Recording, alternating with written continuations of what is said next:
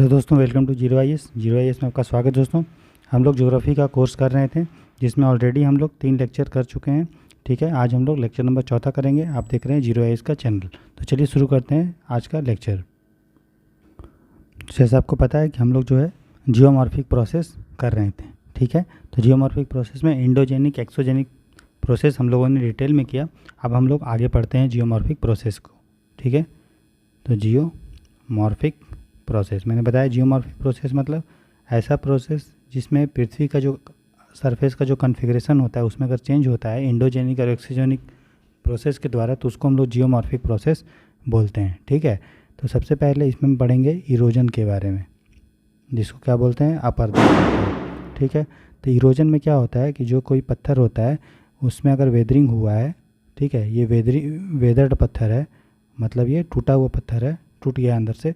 तो जब ये ट्रांसपोर्ट हो जाता है, इसका मटेरियल जो होता है ट्रांसपोर्ट हो जाता है, दूसरी जगह कहीं चला जाता है, तो उसी प्रोसेस को हम लोग क्या बोलते हैं, इरोजन बोलते हैं।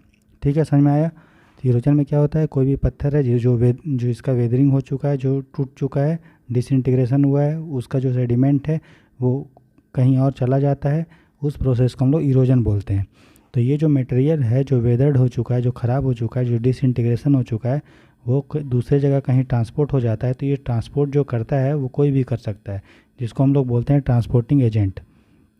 क्या बोलते हैं, ट्रांसपोर्टिंग एजेंट या इरोजिंग एजेंट, जो करवाता है ट्रांसपोर्ट। तो ट्रांसपोर्ट हो सकता है पानी के कारण, जिसको वाटर इरोजन बोलेंगे। अगर हवा के कारण होगा तो एयर इरोजन बोलेंगे। ठीक है, अगर आइस के कारण होगा तो ग्लेशियल इरोजन बोलेंगे। अगर वेव के कारण होगा तो वेव इरोजन बोलेंगे। तो किसी भी कारण से जो हमारा वेदर्ड मटेरियल है वो ट्रांसपोर्ट किया जा सकता है, पानी के द्वारा, हवा के द्वारा, बर्फ़ के द्वारा या वेव के द्वारा। तो समझ में आ गया आपको इरोजन क्या होता है। अब हम लोग जियोमॉर्फिक प्रोसेस में नेक्स्ट पढ़ेंगे मास मूवमेंट। ठीक है, तो जियोमॉर्फिक प्रोसेस में मास मूवमेंट भी उसके अंदर आता है, जिस तरह इरोजन आता है। मास मूवमेंट से यूपीएससी ने मेंस में क्वेश्चन पूछा है और एनसीईआरटी में बहुत अच्छे से इसको एक्सप्लेन किया गया है। तो एक बार ये लेक्चर आप सुन लीजिए, उसके बाद एनसीईआरटी तो आपको पता है, क्लास 11th का जो 2 एनसीईआरटी है, क्लास 12th का जो 2 एनसीईआरटी है, ये आपको पढ़ना है। इसके अलावा आपको कुछ पढ़ने की ज़रूरत नहीं है। जो चीज़ आपको पढ़ाया जा रहा है बस उसका नोट्स तैयार करते रहिए, इससे आपका पूरा ज्योग्राफी का प्रीलिम्स और मेंस का कंप्लीट तैयारी हो जाएगा। ठीक है, तो मास मूवमेंट क्या होता है, सबसे पहले ये समझिए। मास मूवमेंट मतलब जब भी ग्रेविटी मतलब गुरुत्व के कारण पृथ्वी का कुछ पार्ट, पत्थर, कुछ भी अगर चेंज होता है, गिरता है, उसको हम लोग मास मूवमेंट बोलते हैं। समझ में आया मास मूवमेंट क्या है। तो मास मूवमेंट क्या होता है, याद रखिएगा, इसमें रोल होता है ग्रेविटी का। तो गुरुत्व के कारण अगर कुछ भी चीज़ पृथ्वी से अलग होता है, ठीक है, और उसके कारण पृथ्वी में कोई चेंज होता है उसके सरफेस में, तो उसको हम लोग मास मूवमेंट बोलते हैं। और चूँकि पता है कि इससे क्या हो रहा है, पृथ्वी का जो शेप हो रहा है, चेंज हो रहा है, इसीलिए ये जियोमॉर्फिक प्रोसेस के अंदर में इसको हम लोग पढ़ते हैं। ठीक है, अब देखिए, जो मास मूवमेंट हो सकता है वो अलग अलग टाइप का हो सकता है। कोई भी टाइप होगा, सबका रोल क्या होगा, याद रखिएगा, ग्रेविटी के प्रेजेंस में होगा, गुरुत्व के प्रेजेंस में। तो मास मूवमेंट को स्पीड के हिसाब से कि कितना फास्ट हो रहा है या कितना स्लो हो रहा है, उसके आधार पे हम लोग 3 पार्ट में उसको डिवाइड करते हैं। एक को बोलते हैं हम लोग रैपिड, जो जल्दी जल्दी होगा, दूसरा होगा स्लो, और तीसरा हम लोग पढ़ेंगे लैंड स्लाइड। 3 टाइप का हम लोग मास मूवमेंट के बारे में पढ़ेंगे, जिसके बारे में एनसीईआरटी में बहुत अच्छे से लिखा हुआ है। ठीक है, लेकिन अगर आप खुद उसको पढ़ेंगे तो थोड़ा हो सकता है समझने में दिक्कत हो। तो एक बार मैं आपको पढ़ा दे रहा हूँ, उसके बाद आप पढ़िएगा उसको, तो आपको बहुत ही आसान लगेगा। ठीक है, तो रैपिड जो मास मूवमेंट होता है दोस्तों, वो क्या होता है, जल्दी होता है, मतलब फास्ट होता है। रैपिड मतलब क्या, फास्ट होता है। ठीक है, इसका अब एग्जाम्पल अलग अलग है। एक है अर्थ फ्लो, दूसरा है मड फ्लो, और तीसरा है डेब्रिस एवलांच, AVALANCHE, एवलांच। ठीक है, ये 3 टाइप का मास मूवमेंट होता है रैपिड वाला, अर्थ फ्लो, मड फ्लो और डेब्रिस एवलांच। ठीक है, अब तीनों को हम लोग पढ़ते हैं, बहुत आसान है। देखिए अर्थ फ्लो में क्या होता है, जो भी मिट्टी है, सॉइल है, ठीक है, या जो भी क्ले है, क्ले बताया था मैंने आपको, सेडिमेंट्री रॉक होता है, क्ले है, इसमें पानी भर जाता है, मतलब पानी से पूरा ये सैचुरेट हो जाता है। क्या सैचुरेट हो जाता है, सॉइल और क्ले पूरा पानी से क्या होता है, भर जाता है, ठीक है। और ये कहाँ होता है, जो स्टीप स्लोप होता है, जो सीधा स्लोप होता है, स्लोप मतलब जो सीधा, मतलब इस टाइप का स्लोप रहेगा, ठीक है, मतलब एकदम ढाल, स्लोप मतलब जो ढलाव में रहेगा, ये होगा ढलाव में, ठीक है। तो स्टीप स्लोप में अगर सॉइल और क्ले है, मिट्टी है, उसमें पानी पूरा उसमें ठसाठस भर चुका है, तो ग्रेविटी के प्रेजेंस में सब हो रहा है, तो ग्रेविटी के कारण क्या होता है, वो भर भरा के नीचे गिर जाता है, ठीक है, स्टीप स्लोप से। उसी को हम लोग अर्थ फ्लो बोलते हैं। समझ में आया? तो अर्थ फ्लो क्या होता है, जब भी सॉइल और क्ले में पानी बहुत सैचुरेट हो जाता है तो स्टीप स्लो के थ्रू वो नीचे गिर जाता है, उसी को हम लोग क्या बोलते हैं, अर्थ फ्लो। ठीक है, समझ गए? दूसरा होता है हमारा मड फ्लो। ठीक है, तो मड फ्लो कहाँ होता है, जहाँ भी पेड़ पौधा नहीं रहेगा, जहाँ भी वेजिटेशन नहीं होगा, ठीक है, तो वहाँ पे मड फ्लो होता है। मड फ्लो और अर्थ फ्लो, मड मतलब क्या होता है, मिट्टी का फ्लो, फ्लो माने गिरना, अर्थ फ्लो मतलब भी वही हो गया, यहाँ भी मिट्टी और सॉइल गिर रहा है, ये भी हो रहा है। दोनों में क्या डिफरेंस है, दोनों में डिफरेंस ये है कि जो मड फ्लो होगा वो बड़े एरिया में होगा, लार्ज एरिया में होगा, लार्ज स्केल पे होगा, ठीक है, और इसमें बड़े बड़े पत्थर, ह्यूज रॉक्स जो होगा, बड़े बड़े पत्थर वो सब मूव करेगा, बड़े बड़े बोल्डर मूव करेगा। बोल्डर मतलब बड़ा बड़ा पत्थर होता है। तो अर्थ फ्लो और मड फ्लो लगभग एक है, लेकिन मड फ्लो बड़े एरिया में होगा जहाँ पे वेजिटेशन और पेड़ पौधा नहीं है, क्योंकि देखिए पेड़ पौधा और वेजिटेशन होगा तो वो मिट्टी को जकड़ के रखता है, तो पूरा बड़े एरिया में नहीं होने देगा, जैसा हमारा अर्थ फ्लो में होता है। अर्थ फ्लो में क्या होगा, छोटा एरिया में होता है, पेड़ पौधा वहाँ पे रहता है, इसलिए पूरा मिट्टी भर भरा के नहीं गिरता है। लेकिन मड फ्लो में चूँकि पेड़ पौधा नहीं है तो पूरा मिट्टी भर भरा के गिर जाता है, बड़े, इसलिए बड़े एरिया में होता है और बड़े बड़े पत्थर बोल्डर इसमें गिरते हैं। यही दोनों में डिफरेंस है। और सिमिलैरिटी क्या है कि दोनों में पानी का रोल और ग्रेविटी का रोल है और मिट्टी दोनों में होता है। ठीक है, समझ गए? तीसरा जो होता है उसको हम लोग बोलते हैं डेब्रिस एवलांच। ठीक है, तो डेब्रिस एवलांच जो होता है वो मड फ्लो से फास्ट होता है। मड फ्लो से क्या होता है दोस्तों, वो फास्ट होता है। ठीक है, और यहाँ पे वेजिटेशन, देखिए यहाँ पे वेजिटेशन है, ज़्यादा वेजिटेशन है, ज़्यादा पेड़ पौधा है, यहाँ पे नहीं है पेड़ पौधा, पेड़ पौधा क्या है, नहीं है, और यहाँ पे पेड़ पौधा थोड़ा सा रहता है, लेस वेजिटेशन। ठीक है, ये अंतर है मड फ्लो और एवलांच में, या मड अर्थ फ्लो या डेब्रिस में। इसमें पेड़ पौधा थोड़ा सा रहता है, इसमें पेड़ पौधा अधिक रहता है। ठीक है, और ये मड फ्लो से क्या होता है, फास्ट होता है। कौन सा, डेब्रिस एवलांच। ठीक है, और ये होता कहाँ है, तो जो भी आर्द्र भूमि रहता है या ह्यूमिड एरिया रहता है, नम भूमि रहता है या जो आर्द्र भूमि रहता है, वहाँ पे हमारा डेब्रिस एवलांच होता है।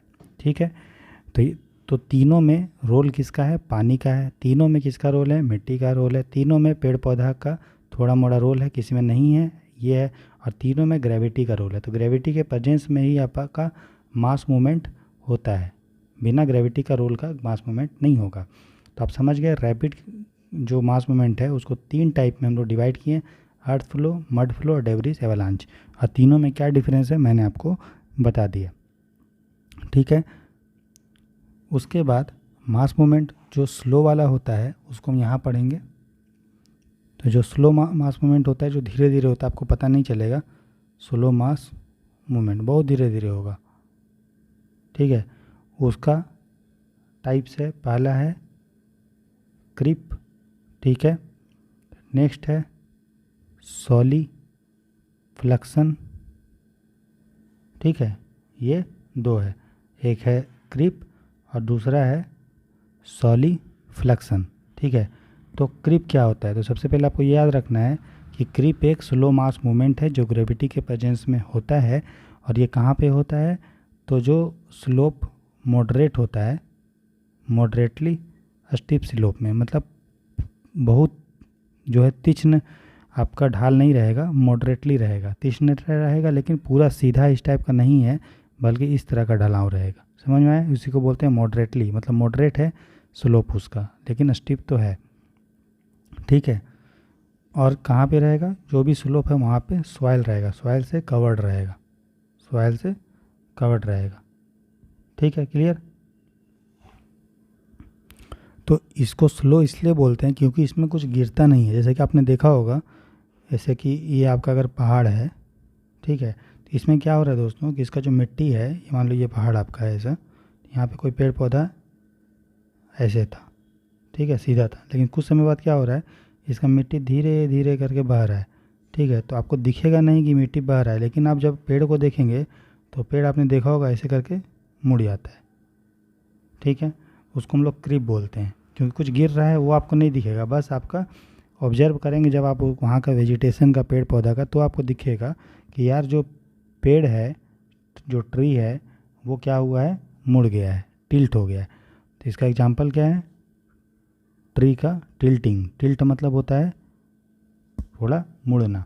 ठीक है, वो किसका एग्जांपल है, क्रिप का। तो जहाँ पे कुछ टिल्ट हो रहा है आप समझ जाओ वो क्रिप का एग्जांपल है। यहाँ पे डायरेक्टली आपको कुछ गिरता हुआ नहीं दिखेगा, लेकिन जब आप ऑब्जर्व करेंगे वहाँ का अर्थ का सरफेस का, तो आपको दिखेगा कि वहाँ पे जो पेड़ पौधा है वो थोड़ा सा मुड़ा हुआ है, उसके उसको क्रिप बोलते हैं। ठीक, एक होता है सॉलिफ्लक्शन। ठीक है, तो जो सॉलिफ्लक्शन होता है वो होता है मिड लैटिट्यूड एरिया में। मिड लैटिट्यूड समझ लिए 30-35 डिग्री नॉर्थ के ऊपर जो एरिया होता है उसको मिड लैटिट्यूड बोलते हैं। ठीक है, नॉर्थ एंड साउथ।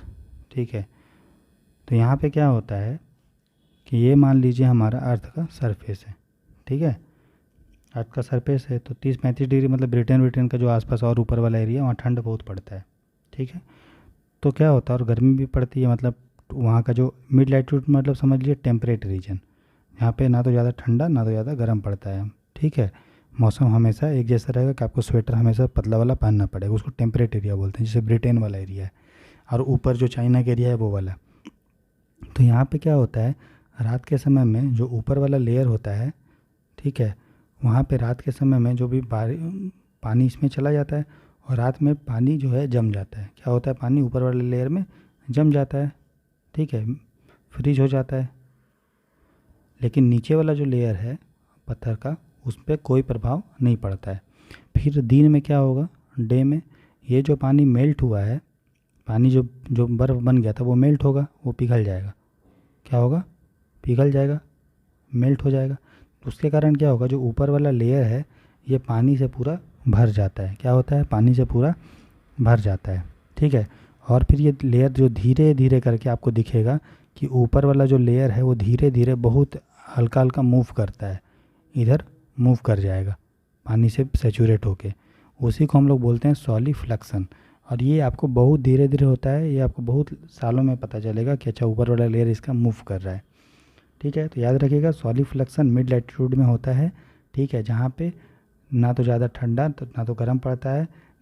रात में जो पानी जम जाता है ऊपर लेयर में, वो दिन में पिघलने के कारण पूरा सैचुरेट हो जाता है ऊपर लेयर, लेकिन नीचे वाला लेयर जस का तस बना रहता है, अनअफेक्टेड रहता है, कोई प्रभाव नहीं पड़ता है नीचे वाले लेयर में, लेकिन ऊपर वाला लेयर सैचुरेट हो जाता है और पानी से पूरा भर जाता है, सैचुरेट हो जाता है। ठीक है, और धीरे धीरे वो स्लाइड करता है। ठीक है, उसी को हम लोग क्या बोलते हैं, सॉलिफ्लक्शन बोलते हैं। ठीक, तो आप समझ में आ गया कि जो अर्थ में मास मूवमेंट हो रहा है वो दो टाइप का है, एक है फास्ट, एक है रैपिड। मतलब एक रैपिड या फास्ट एक ही हुआ, और दूसरा हुआ स्लो। फास्ट में या रैपिड में हम लोगों ने 3 पढ़ा, अर्थ फ्लो, मड फ्लो और एवलांच। और हम लोग स्लो में क्रिप के बारे में पढ़े और सॉलिफ्लक्शन के बारे में पढ़े। ठीक, तीसरा जो मास मूवमेंट है वो आपका है लैंड स्लाइड्स। ठीक है, तो लैंड स्लाइड क्या होता है उसके बारे में देखिए। तो तीसरा जो हमारा मास मूवमेंट है वो क्या है, लैंड स्लाइड। लैंड स्लाइड को हिंदी में बोलते हैं भूस्खलन। ठीक है, स्पेलिंग आप देख लीजिएगा। ठीक है, तो लैंड स्लाइड का अलग अलग टाइप होता है। एक होता है रॉक फॉल, पत्थर का गिरना, एक होता है रॉक स्लाइड, ठीक है, एक होता है डेब्रिस फ्लो और एक होता है स्लंप, ठीक है। तो इसमें क्या हो रहा है, ज़मीन जो है स्लाइड कर जा रहा है, ठीक है। तो रॉक फॉल में क्या होता है, जैसे ये हमारा अगर पहाड़ है, ठीक है, तो यहाँ पे क्या होगा, यहाँ पे कोई पत्थर है तो ये गिरेगा। तो रॉक फॉल में क्या होता है, एक सिंगल जो हमारा रॉक होता है वो ग्रेविटी के कारण, ठीक है, जो हमारा स्टीप क्लिफ होता है, क्लिफ माने पहाड़ी, स्टीप पहाड़ी से गिरता है, इसलिए इसका नाम है रॉक फॉल। रॉक जो हो रहा है वो फॉल कर रहा है, ठीक है। तो जब रॉक फॉल किया तो अर्थ का फॉर्म, जो फॉर्म वो चेंज हुआ।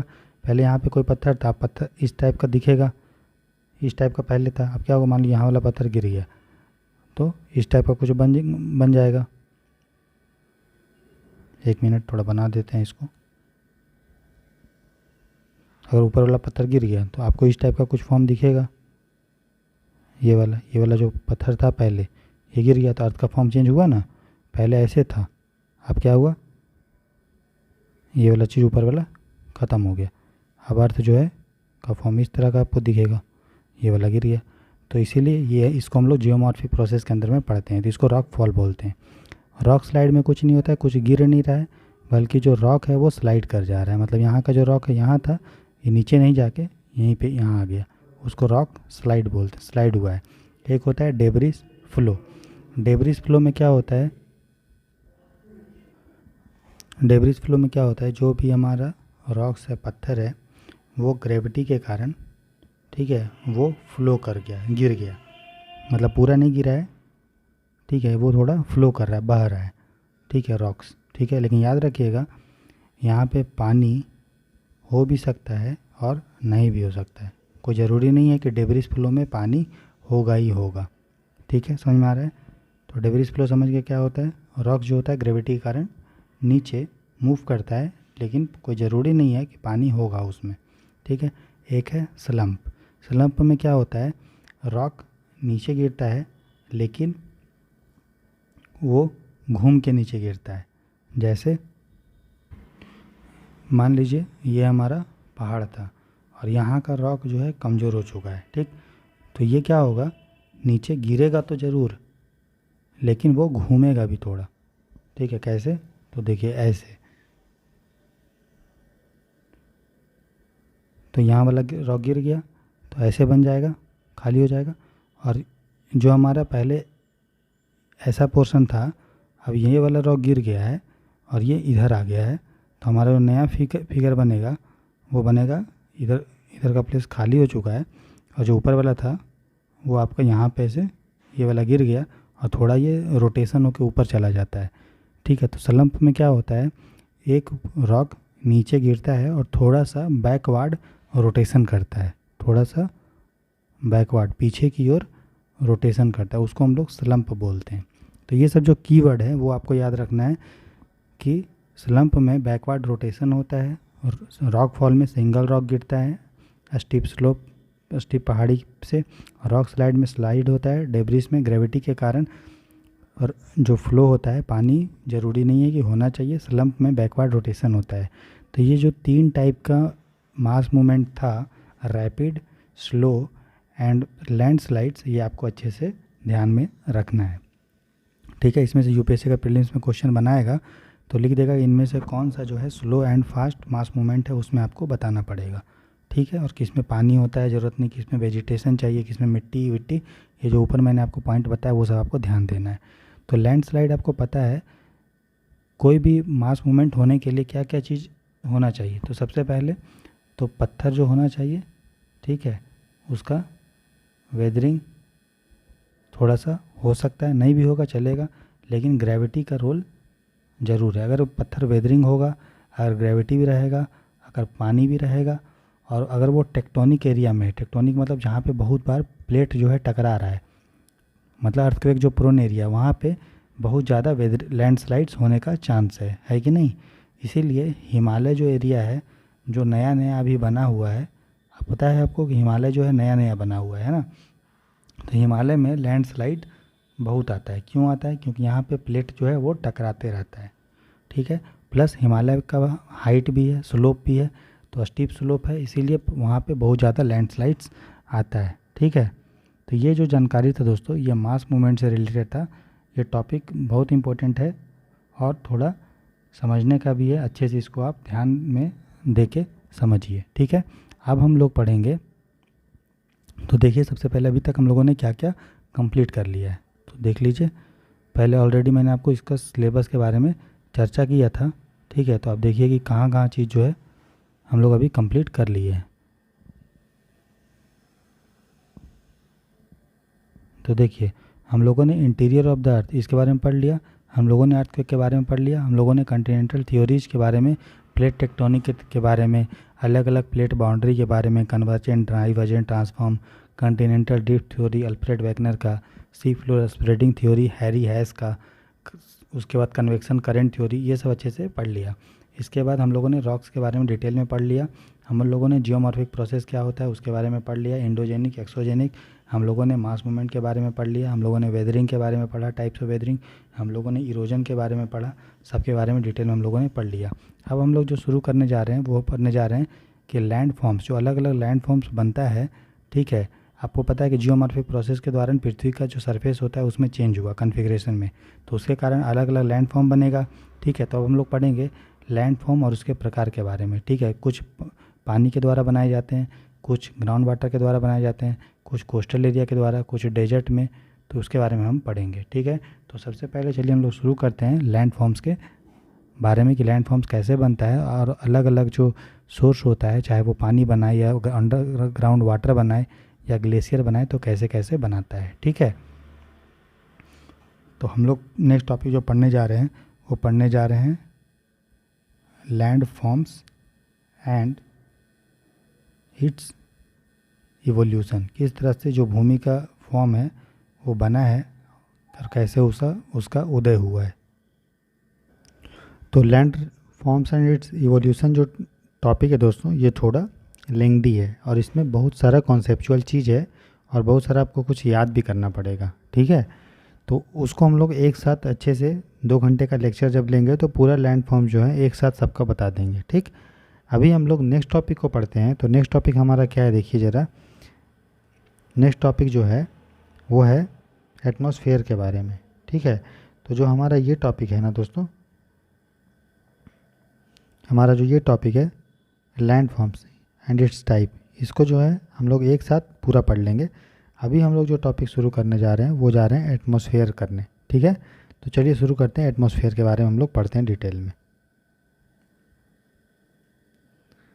तो नेक्स्ट टॉपिक हमारा क्या है दोस्तों, एटमॉस्फेयर।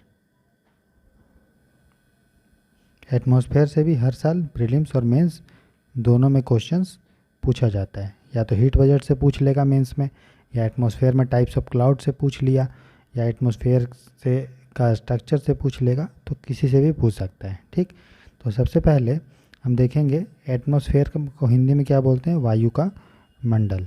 तो ऐसा मंडल, ऐसा एरिया जो वायु से घिरा हुआ है उसको हम लोग क्या बोल देंगे, एटमॉस्फेयर, ठीक है। जैसे हमारा ये पृथ्वी है, इसके इर्द गिर्द गैसेस का एक लेयर है, उसको हम लोग क्या बोलते हैं, एटमॉस्फेयर बोलते हैं, ठीक है। तो एटमॉस्फेयर का जब हम कंपोजिशन का बात करेंगे कि क्या क्या चीज़ इसमें रहता है, तो इसमें सबसे पहले जो मेन रहता है वो रहता है गैस, ठीक है। सबसे पहले क्या रहता है, मेन गैस। और गैस में भी आपको पता है 3 गैस सबसे इम्पोर्टेंट इसमें, नाइट्रोजन, फिर ऑक्सीजन और फिर आर्गन। ये 3 गैस जो है परसेंटेज के हिसाब से ऑर्डर में है, सबसे ज़्यादा नाइट्रोजन 78%, ऑक्सीजन 21% और आर्गन 0.3% के आसपास आर्गन है, 0.3 या 0.67% के आसपास आर्गन है। उसके बाद कार्बन डाइऑक्साइड, ये सारे गैस है। कार्बन डाइऑक्साइड 0.03 और ये आर्गन 0.6 के आसपास है, ठीक है, ऐसा, ठीक है, समझ में आया। तो कंपोजिशन सबसे पहले वायुमंडल में क्या रहा, गैस। उसके बाद दूसरा वाटर वेपर, वाटर वेपर, जल वाष्प जिसको हिंदी में बोलते हैं, क्या बोलते हैं, जल वाष्प, ठीक है। तो जलवाष्प आपको पता है कि जैसे जैसे आप पृथ्वी से ऊंचा जाते रहते हैं वैसे वैसे वाटर वेपर घटता है, ठीक है।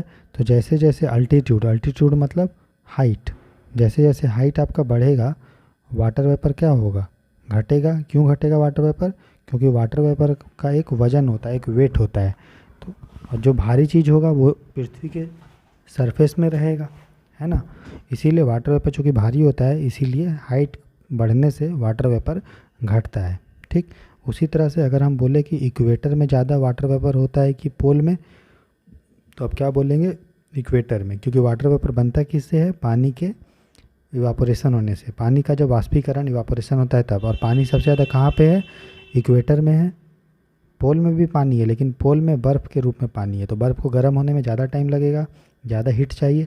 इक्वेटर और पोल के पास आपको सूरज का जो रे है वो भी आपका सीधा नहीं टेढ़ा नहीं जाता है। इक्वेटर में सन का जो रे है 24 साल के 365 दिन रहता है। पानी भी बहुत है, इसलिए वाटर वेपर ज़्यादा कहाँ पे है? इक्वेटर में।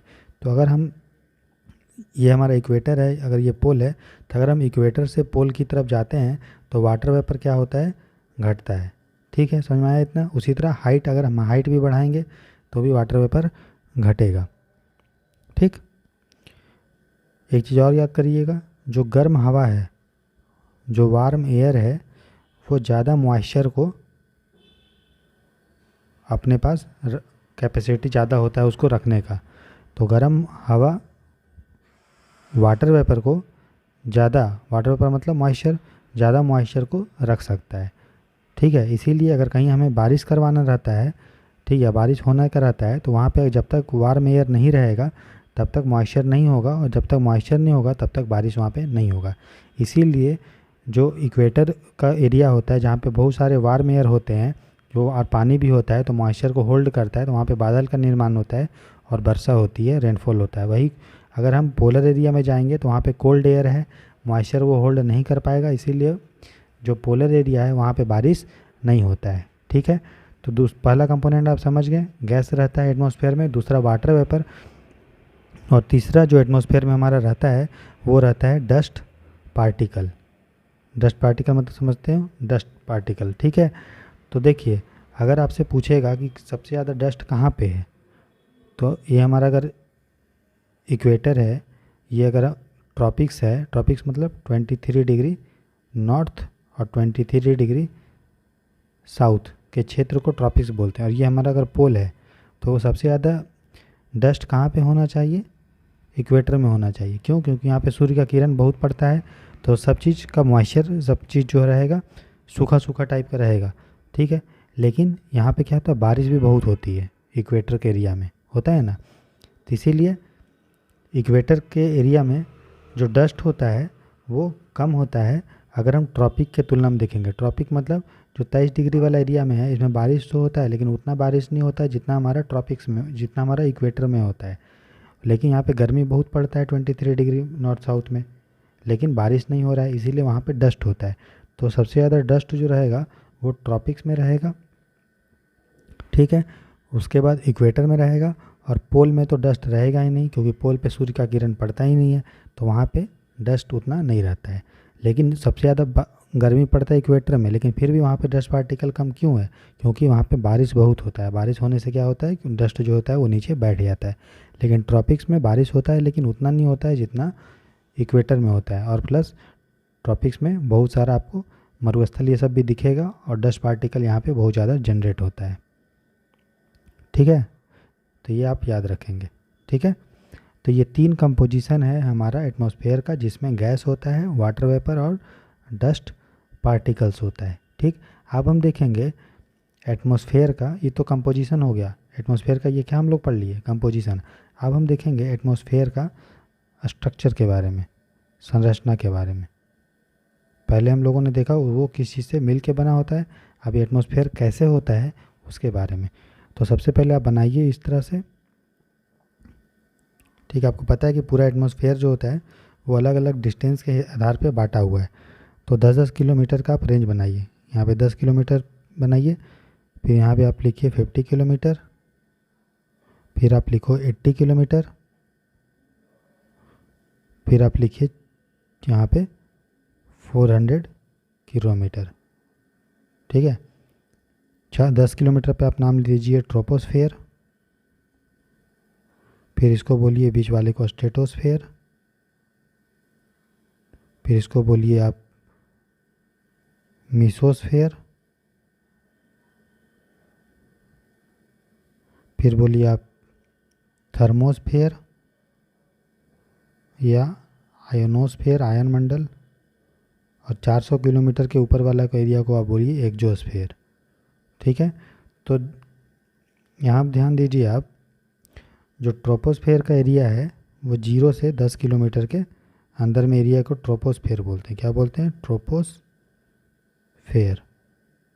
ठीक है। 10 से 50 किलोमीटर को स्ट्रेटोस्फेयर, समताप मंडल, फिर मीसोस्फेयर, फिर आइनोस्फेयर, क्षोभ मंडल, समताप मंडल, मीसोस्फेयर, थर्मोस्फेयर और एक्जोस्फेयर। थर्मोस्फेयर को ही हम लोग आयनोस्फेयर भी बोलते हैं क्योंकि इसमें बहुत सारा आयन रहता है। ठीक है। अब हम एक एक करके चारों जो हमारा एटमॉस्फेयर का लेयर है, ट्रोपोस्फेयर, स्ट्रेटोस्फेयर, मीसोस्फेयर, थर्मोस्फेयर और एक्जोस्फेयर, उनके बारे में डिटेल में पढ़ते हैं। तो देखिए, अगर आपको पता है कि ट्रोपोस्फेयर जो होता है वो 0 से 10 किलोमीटर के आसपास होता है। तो जैसे पृथ्वी का, मान लीजिए हमारा पृथ्वी है, तो शुरू के 10 किलोमीटर आपको क्या मिलेगा? ट्रोपोस्फेयर, फिर उसके जाके 50 किलोमीटर फिर स्ट्रेटोस्फेयर, फिर थर्मोस्फेयर, फिर मीसोस्फेयर, फिर थर्मोस्फेयर, ये मिलता है। तो यहाँ पृथ्वी क्या है? गर्म है। जैसे सब ऊपर जाएंगे तो गर्म कम होते जाएगा। तो अगर हम टेम्परेचर बनाएंगे, ये मान लीजिए इधर हमारा टेम्परेचर का है, तो जैसे जैसे आप ऊपर जाएंगे, किस में? ट्रोपोस्फेयर में आपका टेम्परेचर घट रहा है। देखिए घट रहा है।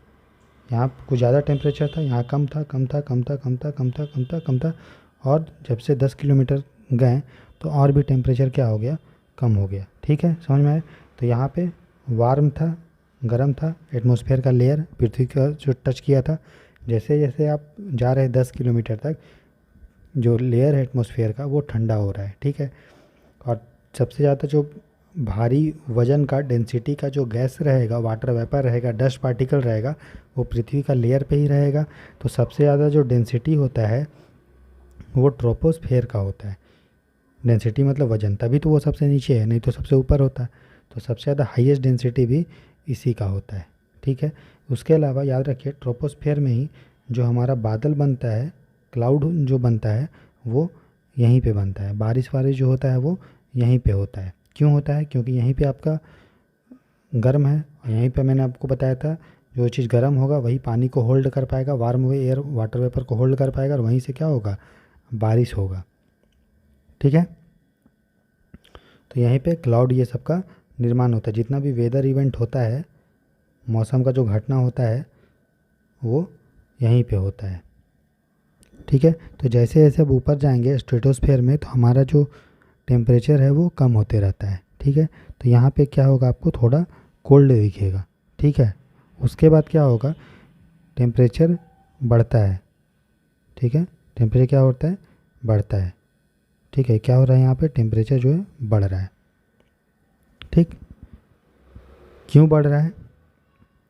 क्योंकि जो गर्म हवा है, ठीक है, वो ऊपर उठ रहा है। तो जहाँ गर्म हवा ऊपर उठते जाएगा तो क्या करेगा? स्ट्रेटोस्फेयर को भी वो गर्म करेगा। ठीक है। तो इसीलिए टेम्परेचर बढ़ रहा है। क्यों? क्योंकि जो वार्म एयर है वो ऊपर उठ रहा है, मतलब राइज कर रहा है। ठीक है। और जो कोल्ड एयर है वो भारी होने के कारण नीचे आ रहा है। इसीलिए नीचे का टेम्परेचर आप देखो कम है, और जैसे जैसे ऊपर जा रहे हो तो टेम्परेचर बढ़ रहा है। ठीक है, समझ में आया? जिस तरह से ट्रोपोस्फेयर में हमारा वेदर का इवेंट होता है, उसी तरह से स्ट्रेटोस्फेयर में हमारा ओजोन का लेयर होता है। तो कोई पूछेगा ओजोन का लेयर कहाँ होता है, तो आप क्या बोलेंगे? स्ट्रेटोस्फेयर में। यहाँ पे ओजोन का लेयर होता है जो सूर्य का जो अल्ट्रावायलेट रेज होता है उससे हमको बचाता है। ठीक है, समझ में आया? और यहीं पे आपका एरोप्लेन भी, ठीक है, एरोप्लेन भी फ्लाई करता है। तो स्ट्रेटोस्फेयर में ही एरोप्लेन उड़ता है। कोई पूछेगा एरोप्लेन कहाँ उड़ता है, तो आप क्या बोलेंगे? स्ट्रेटोस्फेयर में। तो कोई पूछेगा कि ट्रोपोस्फेयर में क्यों नहीं हवाई जहाज उड़ता है, तो बोलेगा यहाँ पे वेदर होता है, वर्षा होगा, तो वर्षा में थोड़ी ना हवाई जहाज उड़ेगा। हवाई जहाज उड़ता है स्ट्रेटोस्फेयर का लेवल पे, ताकि वहाँ पे वेदर इवेंट कोई ना हो और हवाई जहाज आसानी से उड़े। ठीक है। और यहाँ पे क्या होता है, यहाँ पे देखिए ट्रोपोस्फेयर में हवा जो है गर्म हो रहा है, गर्म हो रहा है, ऊपर उठ रहा है, ऊपर उठ रहा है इधर से, तो हवा ऊपर उठ रहा है। तो अगर यहाँ पे हम हवाई जहाज़ उड़ाएंगे, ठीक है, हवाई जहाज़ यहाँ पे उड़ाएंगे तो क्या होगा, हवाई जहाज़ को उड़ने में दिक्कत होगा, क्योंकि ऊपर से बहुत जल्दी से गर्म हवा हीट होके ऊपर उड़ रहा है। तो जितना हवा गर्म होके ऊपर उड़ेगा उतना दिक्कत होगा हवाई जहाज़ को उड़ने में, इसीलिए ट्रोपोस्फेयर में हम लोग नहीं उड़ाते हैं, प्लस वेदर होता है। लेकिन स्ट्रेटोस्फेयर में हवा उठता है गर्म होके ऊपर, लेकिन उतना फास्ट नहीं उठता है, ठीक है, धीरे धीरे उठता है, इसीलिए हवाई जहाज़ को उड़ाना आसान है स्ट्रेटोस्फेयर में, प्लस वेदर का इवेंट भी नहीं होता है। ठीक, समझ गए। तो हमने क्या देखा कि जैसे जैसे हम ट्रोपोस्फेयर में ऊपर जा रहे हैं टेम्परेचर घट रहा है, फिर स्ट्रेटोस्फेयर में फिर बढ़ा, उसके बाद आता है मीसोस्फेयर। मीसोस्फेयर में टेम्परेचर और जो है वो कम हो जाता है, इसको, इस लेयर को हम लोग बोलते हैं मीसोस्फेयर। और ये सबसे ठंडा लेयर होता है, कोल्डेस्ट, सबसे क्या होता है, ठंडा लेयर होता है। कौन सा, मीसोस्फेयर। आप देख रहे हो कि टेम्परेचर कितना यहाँ पे कम हो गया है ना, बहुत टेम्परेचर क्या हुआ है, कम हो गया है। सबसे ज़्यादा टेम्परेचर ट्रोपोस्फेयर, फिर बढ़ के स्ट्रेटोस्फेयर बढ़ा, फिर मीसोस्फेयर, ठीक है, में कम हुआ, ठीक है। उसके बाद आता है थर्मोस्फेयर। थर्मोस्फेयर में टेम्परेचर फिर से बढ़ता है, ठीक है, टेम्परेचर जो होता है क्या होता है, बढ़ता है। यहाँ पे क्या हो रहा है, टेम्परेचर जो हो रहा है कम हो रहा है, यहाँ पे क्या हो रहा है, टेम्परेचर बढ़ रहा है। और यहाँ पे क्या हो रहा है, टेम्परेचर नीचे वाले लेयर में जैसे जैसे हाइट पे जा रहे हैं वो कम हो रहा है। ठीक, तो जो हमारा आइनोस्फेयर है उसमें टेम्परेचर क्या होता है, बढ़ता है। इसको आइनोस्फेयर इसलिए नाम पड़ा है क्योंकि इसमें बहुत सारे जो है आयन रहते हैं, ठीक है, अलग अलग गैस का आयन रहता है। गैस यहाँ पे आयन में कन्वर्ट हो जाता है, जैसे ऑक्सीजन अगर है ना या हीलियम है तो हीलियम He+ आयन बन जाएगा, ऑक्सीजन है तो O2- आयन बन जाएगा, ठीक है। तो इस तरह से आयन में प्रेजेंट रहता है, आयनोस्फेयर में आयन प्रेजेंट रहता है, उसी को थर्मोस्फेयर बोलते हैं। और यहाँ पे बहुत ज़्यादा गर्मी रहता है, हीट बहुत ज़्यादा रहता है, ठीक है। आपने पढ़ा होगा इंटरनेशनल स्पेस स्टेशन, आपको पता है इंटरनेशनल स्पेस स्टेशन, ठीक है। अब देखिए उसको फ़ोटो दिखा रहे हैं आपको, तो देखिए जो इंटरनेशनल स्पेस स्टेशन का ये आप फ़ोटो देख रहे हैं, तो ये भी हमारा वायुमंडल में उड़ रहा है, ठीक है। देखिए अलग अलग फ़ोटो होगा, देखिए ये देखिए ये ऊपर उड़ रहा है, इसमें बहुत सारे देश का अपना जो है स्पेस स्टेशन है, ठीक है, जो पृथ्वी से लगभग 400 किलोमीटर में है, ठीक है। आप देख रहे हैं ये इंटरनेशनल स्पेस स्टेशन, ठीक है। तो ये जो आप इंटरनेशनल स्पेस स्टेशन देखते हैं ये कहाँ पे है दोस्तों, ये आपका थर्मोस्फेयर में 400 किलोमीटर ऊपर जो है हमारे एटमॉस्फेयर में है, ठीक है। उसके बाद टेम्परेचर इतना बढ़ जाता है कि बाहर बहुत ज़्यादा मिलियंस मतलब डिग्री सेल्सियस में टेम्परेचर चला जाता है, उसको हम लोग एक्सोस्फेयर या इसको हम लोग आउटर स्पेस बोलते हैं। क्या बोलते हैं, आउटर स्पेस, समझे। तो ये हमारा एटमॉस्फेयर का 5 लेयर था, ट्रोपोस्फेयर, स्ट्रेटोस्फेयर, मीसोस्फेयर, थर्मोस्फेयर, जिसको आइनोस्फेयर बोलते हैं, और लास्ट में एक्सोस्फेयर, ठीक। तो ये आपको जो 4 लेयर है, मेनली 4 ही लेयर बोलते हैं, ट्रोपोस, स्ट्रेटोस, मीसोस और थर्मोस, उसको बारे में अच्छे से जानकारी होना चाहिए, जो मैंने आपको अच्छे से बता दिया, ठीक है। और क्या क्या उसका फीचर है वो आपको बता दिया। एक इम्पोर्टेंट पॉइंट याद रखिएगा, आपको पता है, मैं अगर पूछूँ ये बताइए कि इक्वेटर में ज़्यादा गर्मी रहती है या फिर पोल में, तो आपको क्या जवाब क्या होगा, सर ये तो कोई बच्चा भी बता देगा कि इक्वेटर में ज़्यादा गर्मी होता है पोल में। इसका मतलब जो हवा है वो गर्म होकर इक्वेटर में ऊपर उठेगा या पोल में, तो बोलिएगा कि अरे सर ये क्या पूछ रहे हैं आप, इक्वेटर में उठेगा। तो इसीलिए जो हमारा हवा सबसे ज़्यादा उठता है वो कहाँ उठता है, इक्वेटर में। इसीलिए जो हमारा ट्रोपोस्फेयर होता है, ठीक है, जो हमारा क्या होता है दोस्तों, जो ट्रोपोस्फेयर होता है, ठीक है, उसका जो हाइट है, ठीक है, वो इक्वेटर में अधिक होता है अगर हम पोल के तुलना में देखें तो।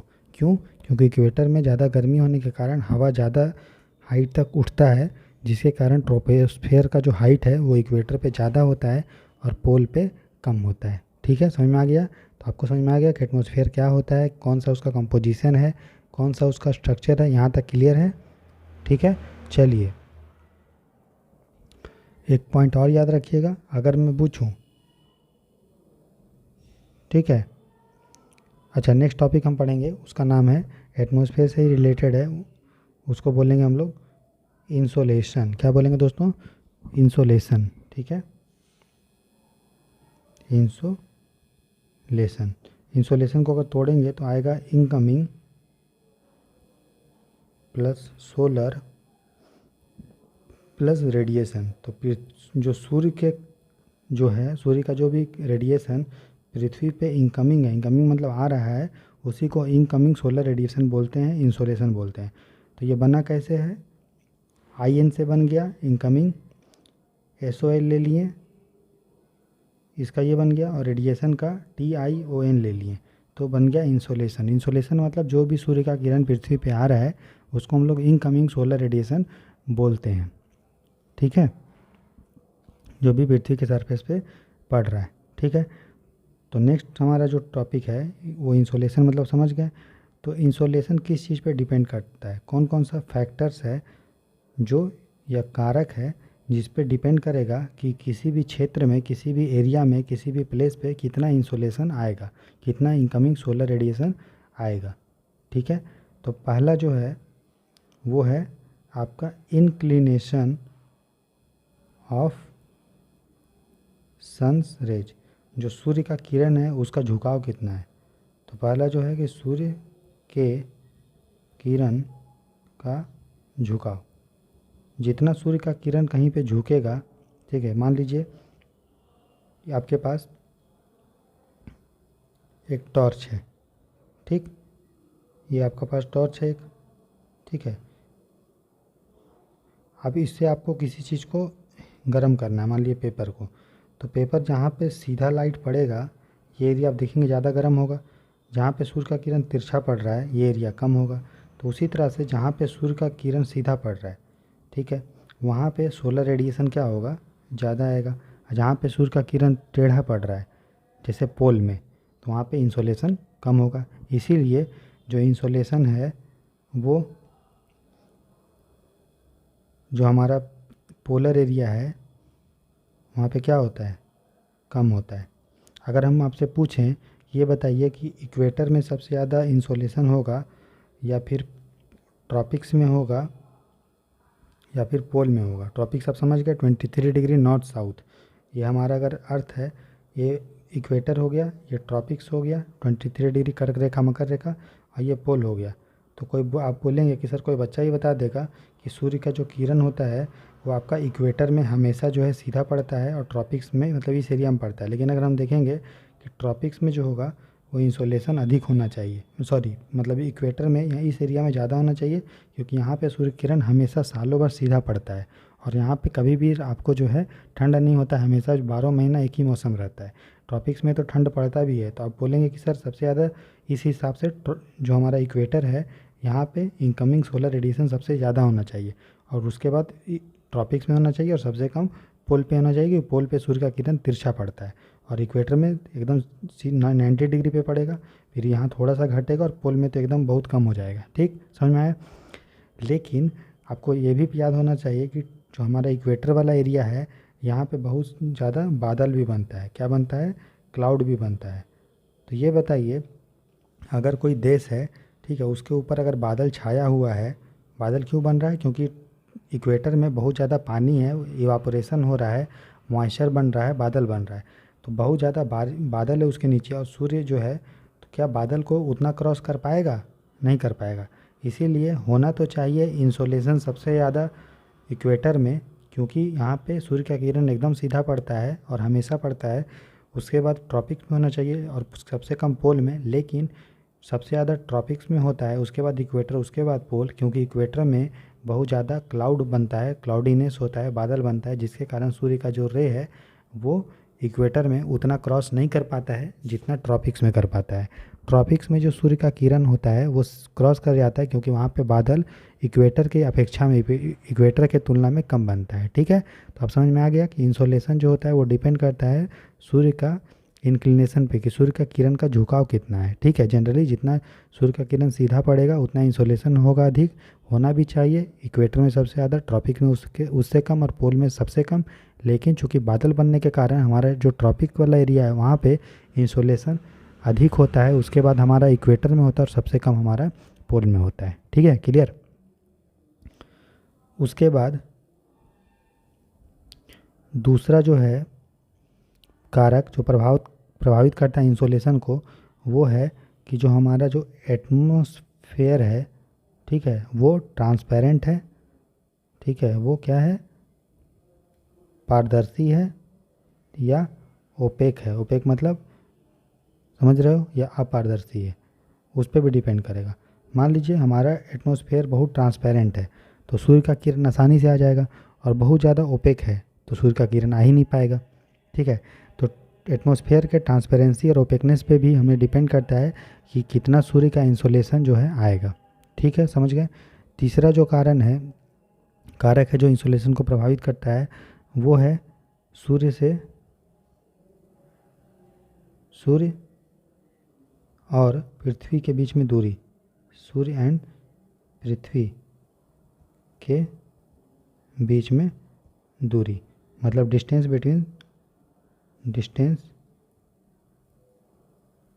Between sun and earth.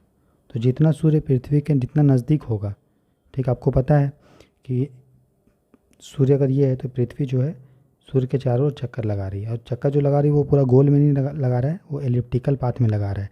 तो जहाँ यहाँ पे देखिए सूर्य जो, अगर यहाँ पे पृथ्वी हमारा है, सूर्य है, तो यहाँ पे वो नज़दीक है, और यहाँ पे देखिए वो सूर्य जो है वो पृथ्वी से दूर है। ये अगर सन है तो ये अर्थ है, तो यहाँ पे वो नज़दीक है, यहाँ पे वो दूर है, ठीक।